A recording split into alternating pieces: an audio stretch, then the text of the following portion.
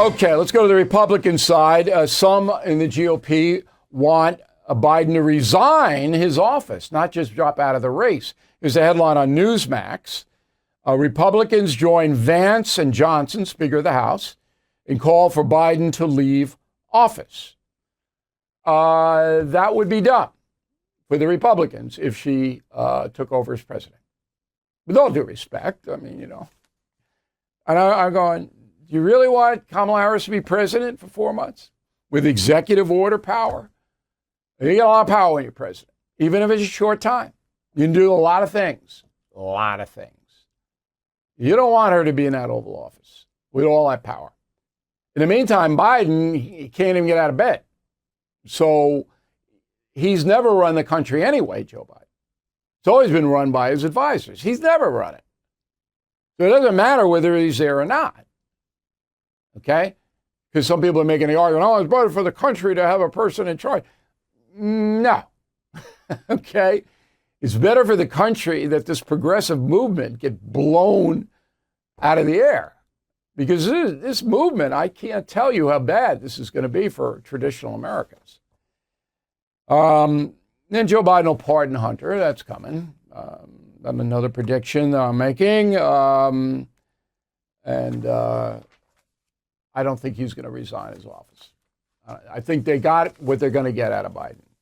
He didn't want to give up Jill. They're going to have to pry her fingers off the couch to drag her out of the Oval Office there. All right, Media Madness. They love Joe and Kamala. Oh, they love them. Roll the tape. I just know that I love this man. I care about this man. It was painful every day to sit up here and talk about him like he's just some problem for the party. Wait till we get to the convention. You're going to see people crying, standing, screaming, cheering. Okay, I guess. He's not wrong. I mean, they are going to be screaming and cheering at the convention, of course. And he loves Biden. Okay. Probably knows Biden well, and Biden probably likes him, and that's fine. I have no problem with that. Now, I explained last night on our special, which I hope you watch on BillO'Reilly.com, why I knew almost a year ago that Biden was not going to be on the ticket. Roll the tape. The federal government is run like a corporation. That's number one. But instead of making money, that's what the corporations want to do, the federal government seeks power. Once a CEO or a president or a senator or whatever it may be starts to lose power in the corporation or in the federal government, they're doomed unless they can make some kind of stunning comeback. And it was clear Joe Biden could not because of his mental condition, could not make a comeback. And that's Barack Obama made the call. As I have reported, he was the guy that basically said enough. Look at the polls. He's not going to beat Trump. Got to get him out. And then it just spiraled down. Now, all the people who disagree with me, I'm waiting for my Harry and David baskets to come and say, hey, Bill, you were right. It'll be interesting. I'm on News Nation tonight with Leland Vittert. Vittert didn't challenge me. Chris Cuomo did. So on Wednesday, when I go on with Cuomo, I don't know. Am I going to get a basket of fruit? What am I going to get? I'm gloating, and this is a no-gloat zone. All right, J.D. Vance, I don't know him, as I said. Watching him closely now. He gave a speech today at Middletown High School in Ohio. That's his alma mater.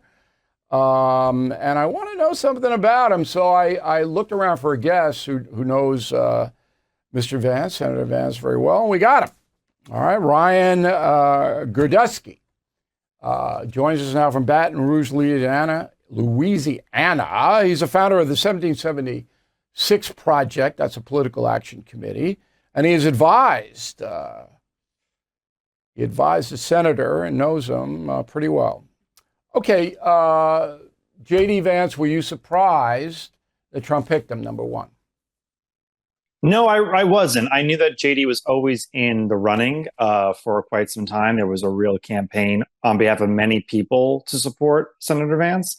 And I thought that he would have been the best person. He worked really hard for the president. He raised a lot of money. He got a lot of people in Silicon Valley to support him. And I thought that he would have been a very good pick for Trump to campaign in the Rust Belt. Okay. I am dubious about Senator Vance's foreign policy expertise. Statements he's made about Ukraine seem to be naive to me, not historically based. He doesn't want to get involved in that at all. And that would allow Putin to do what Putin wants to do.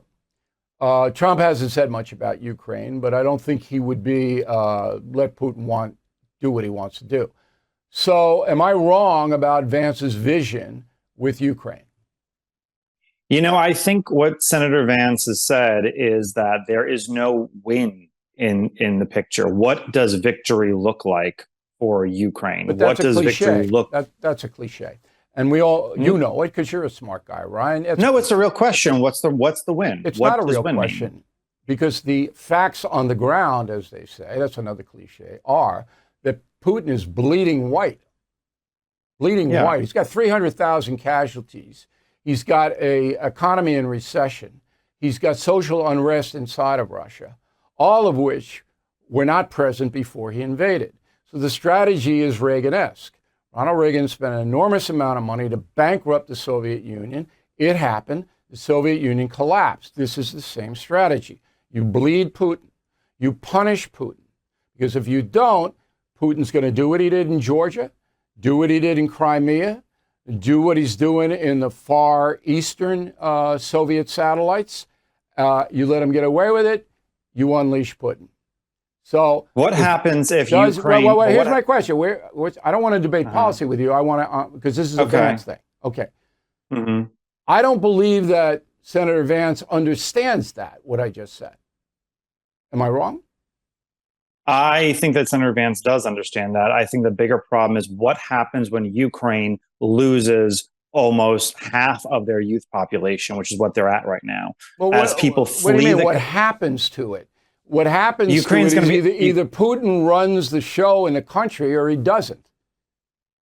Right, but it doesn't look like Putin is going to get there. And Vance is not saying Ukraine should surrender. He's saying people should come to some kind of peace accord. We should have some kind of peace negotiation. But Putin doesn't want to even get to the table. The Pope went and asked him to go.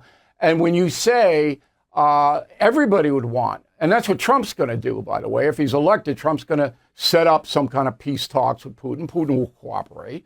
And they'll probably carve off a little bit of Ukraine and give it to Putin. But that stops Putin. If Vance and Tulsi Gabbard and all of the other isolationists, they've undermined Ukraine. They have been going to the American people saying, this is not worth it. It's not worth the fight. Vance is not an isolationist. He has supported Israel, for example, unwaveringly. But what he has sat there and said is because Joe Biden is a weak leader, Vladimir Putin does not respect him. Vladimir Putin would respect Donald Trump and would be willing to go to the negotiating table. And the strategy should always be, how do we exude strength so people negotiate peace? All right. Well, I agree with that statement, but I'm still dubious about if you talk to Senator Vance, I would very much like to talk with him. Would you pass that along to him? Yes, I will, 100%. All right. So let's go to your project, 1776 project. You know that the Democrats are now throwing this, 2025 project out of the Heritage Foundation. They're trying to strangle Trump with that. Nobody cares about it. It's not going to work. Nobody even knows what it is. But 1776 project, different. What is it? It's a super PAC. It's the only super PAC in the country dedicated to electing conservatives to school boards and local education government bodies. So we have elected more than 250 conservatives to school boards to fight. And when you say we've elected them, you give them money to run for the seat. Right. We campaign on their behalf. We spend money to sit there and send mailers, text messages, digital ads.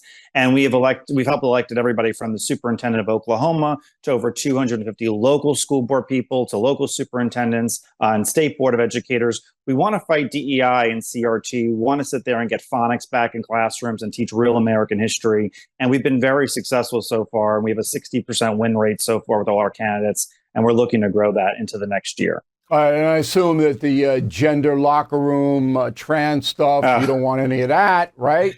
Yes. That goes out the window. How about the book banning? one of my books, Killing Reagan, was banned in the Florida Panhandle. It's still banned. I can't even believe it. So how about the book banning? Insane. Are you guys on that road too?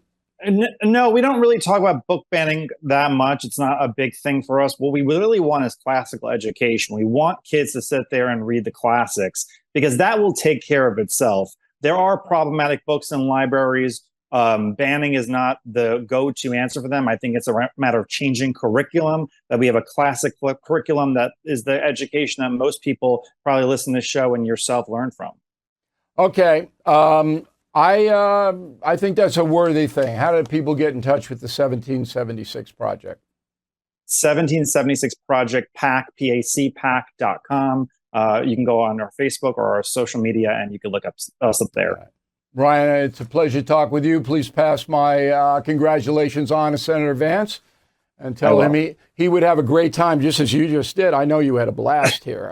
I did. Absolutely. And he'll have a swell time. So you can come on in. We'll give him like 20 minutes and we'll be happy to do it. Thank you very much for Will do. Okay. Thank you. By now you have heard me talk about Delta Rescue. They are a fantastic organization that helps rescue animals from the wilderness.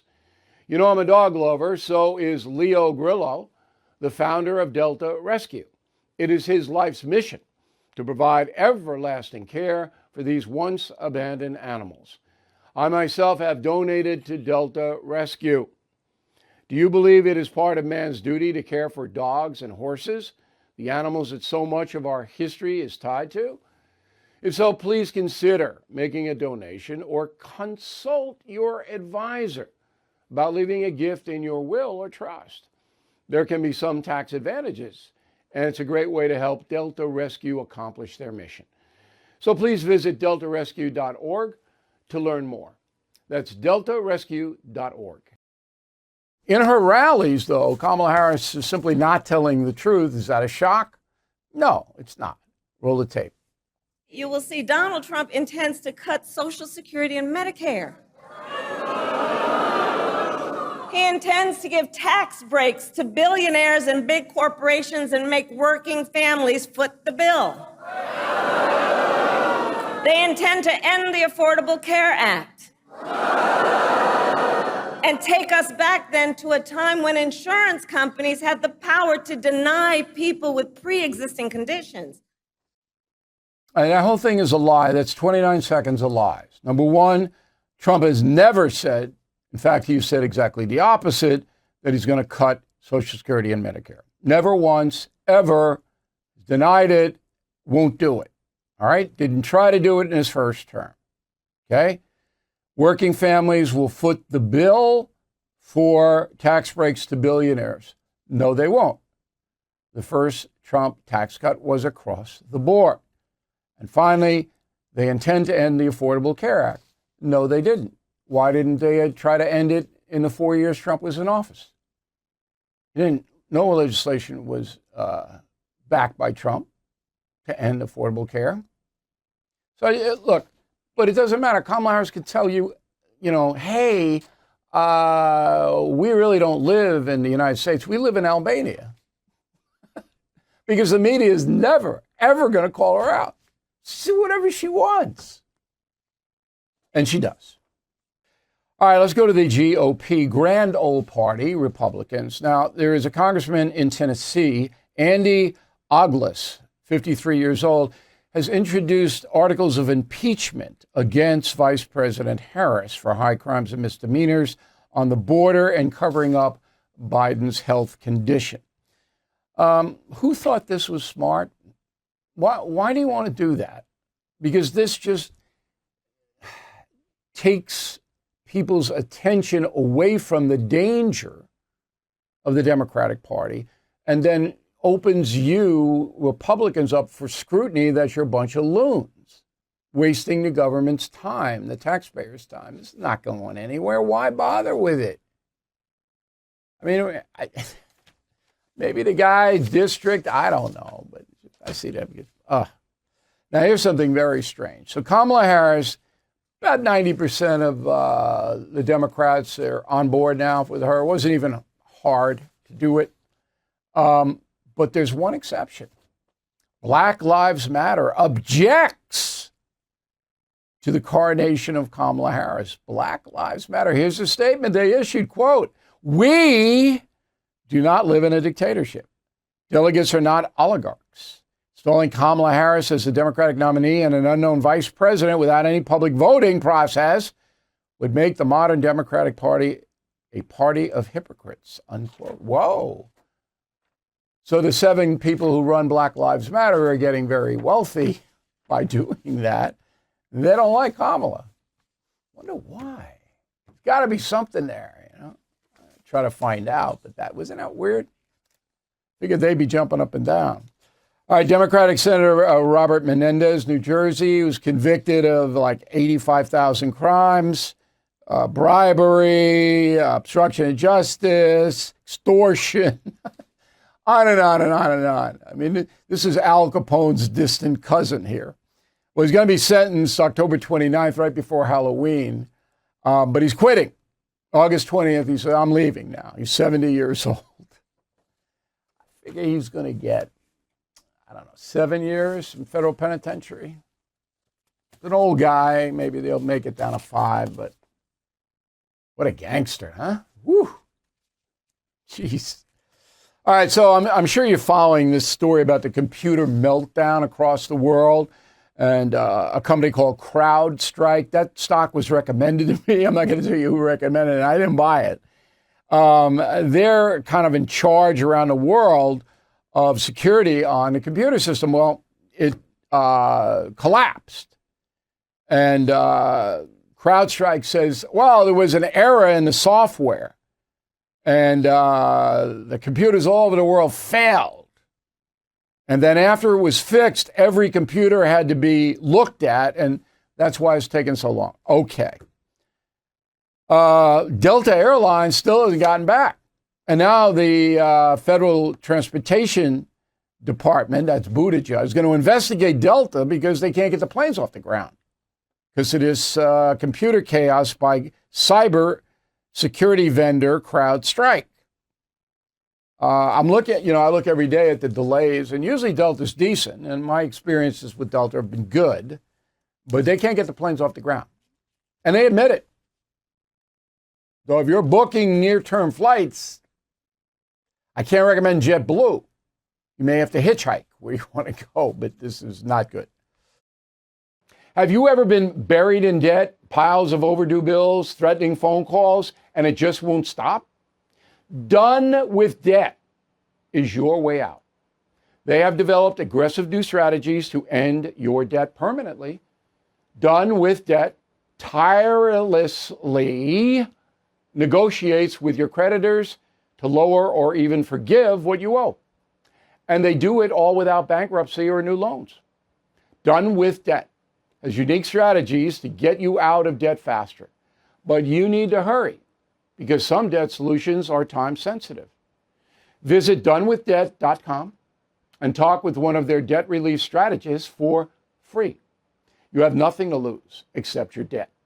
Go to donewithdebt.com, donewithdebt.com. Everything is expensive these days, you know that. The government is printing trillions of dollars and consumer prices higher than ever. If the government continues its printing and spending, the dollar could continue its free fall and lose its coveted role as the world reserve currency. Let's hope that doesn't happen. But there are a few things you can do right now. American Hartford Gold can show you how to protect your money, your retirement, your hard-earned savings against inflation by helping you diversify a portion of your portfolio into physical gold and silver. Start with a short phone call, and they can have physical gold and silver delivered right to your door or put inside your 401k or IRA. So please call or text them right now. Tell them Bill O'Reilly sent you. Call 877-444-GOLD, 877-444-GOLD, or text GOLD to 65532. Again, that's 877-444-GOLD, or text GOLD to 65532.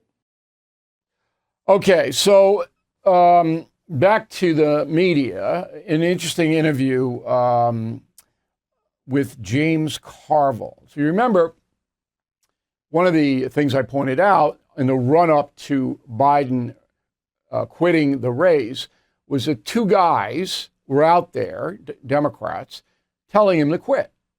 Okay, you had David Axelrod on CNN. He's Obama's guy.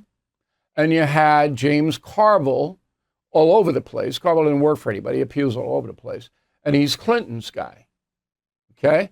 So when they speak, they're speaking for their mentors or the guys they're associated with. I mean, that's been going on forever. So Carville shows up on a podcast and says this. Go. My favorite is Van Jones's and even the Dan Abrams, both of whom I like. Yeah. Okay, I know them both. Talking about how Trump's a changed man. What in the are you? If anybody says that, there should be a lifetime ban from being on anything. Okay? I mean, that is just a breathtaking ignorance of what people are like, and particularly Donald Trump. I mean, I love that. He was a changed man. I'll tell you what, that bro, yeah, my God, he found God. Yeah, right, sure, absolutely.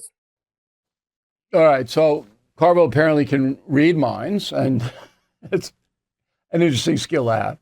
Now, is Donald Trump a changed man? I don't know. I texted him a few times and basically hoping his family is okay after the shooting. I don't know whether he's a changed man or not. I suspect that he will moderate a little bit, but he's essentially going to do what he's always done because he feels that was successful for him. So he issued a tweet yesterday on social media. Here it is. Wow, just watching the fake news, and they're doing their very best to turn the worst president in the history of our country into a brilliant and heroic leader. He was heroic because he quit. And to turn dumb as a rock Kamala Harris from a totally failed and insignificant vice president to a future great president, no, it just doesn't work that way, unquote. So dumb as a rock. Okay. Now, to me, I don't do that if I'm Trump because it doesn't get you anywhere. Your MAGA supporters feel like she's dumb as a rock. Okay. Yeah, they do. You're right. But independents may not see it that way, and you're not going to get any votes calling her dumb as a rock. You might say of dubious intellect. Yeah, okay. But the name calling, it doesn't do Trump any good at this point.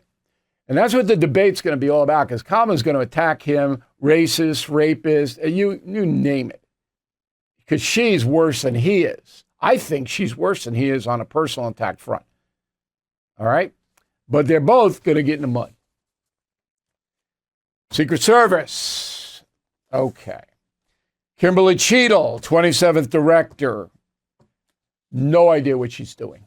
None. And that's a shame because the former president was almost killed. Here's what I said right after the shooting. Roll the tape. Okay. Logistics. Head of the Secret Service, Kimberly Cheadle, gone. All right. She works for Biden directly. Secret Service is controlled by the executive branch. She's out because the security at the Trump event in Butler was terrible. There's no excuse for it. It was terrible. So Ms. Cheadle will resign. That was 8 days ago, and I had the same tie. 8 days ago. Took her 8 days to resign. And the only reason she resigned is because she was so embarrassing in those hearings yesterday in front of the House Oversight Committee. I mean, can you imagine, and I have this in my morning message on BillO'Reilly.com, which I hope you read. So the senator goes, the congressman goes, how could a 20-year-old with a heavy weapon climb to the top of a building with line of sight without you guys knowing it? And she goes, I don't know. 9 days after the shooting. You don't know? We're investigating. Out. So Biden should have done that the day after the shooting, but I don't even know Biden knows that Kimberly Cheadle testified yesterday. All right, how's your energy bill doing? Mine's through the roof. Okay, so California and New York, two worst for energy bills because they slap so much tax on it. But 78% of U.S. adults are worried about their energy bills because it just depletes their take-home pay. And record heat. Now, this is data gathered by CNET, Home Energy Study, this month, just released. Okay, 70% of U.S. adults are actively pursuing energy efficiency measures. That means they're paying too much. All right? 15% are dipping into savings to pay those bills. Highest electricity rates: Connecticut, Hawaii, Massachusetts, Rhode Island, Maryland, Tennessee, West Virginia, Alabama, Alaska, and Maine. So Alaska, that's got to be heating. You don't need air conditioning up there. Same thing in Maine. And California and New York, of course, with the craziness. So you're getting hit food, you're getting hit gas, you're getting hit utilities, home insurance, car insurance, mortgage rates, highest home prices in history. But Bidenomics is working. Hey, come on. Kamala just said it. Bidenomics working. Chicago. Okay. So this is about the most stressed cities in the country. Chicago ranks 33 out of 182, according to Wallet Hub. We like Wallet Hub. Chicago is stressed out because there are thousands of criminals running around with guns, shooting people. You'd be stressed out too. That was happening in your neighborhood. Not happening in every Chicago neighborhood, but it's all over the place. Chicago's a very, very stressed out city, and the cops, they can't protect the people. And there's a million reasons why. But here are the 5 most stressed out cities. Cleveland. Must be because of the Browns. I don't know. Detroit, Baltimore, Memphis, Gulfport, Mississippi. All of those cities are stressed because of drugs and crime. Least stressed, Fremont, California, outside of San Francisco. South Burlington, Vermont. Fargo, North Dakota. Lincoln, Nebraska. Bismarck, North Dakota. Now, North Dakota is nobody there. Nobody lives there. The wide open spaces, a lot of fresh air. And the people who do live there, they're out doing stuff in nature. So they're not stressed. Philadelphia, 6th most stressed city. New York, 36, which is why I don't believe this study. Even though you go, O'Reilly, why are you reporting a study that you don't believe? Because I'm not omnipotent. All right, the study comes out, I throw it out to you. New York, 36, no. LA, 42, Miami, 72, Boston, 117. I never stressed in Boston when I was up there.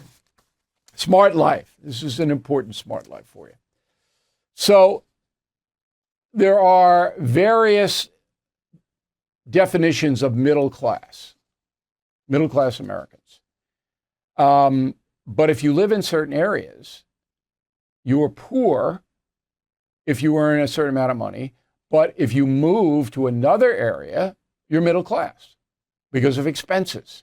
So, for example, if you live in Chicago and you earn $60,000, you're poor.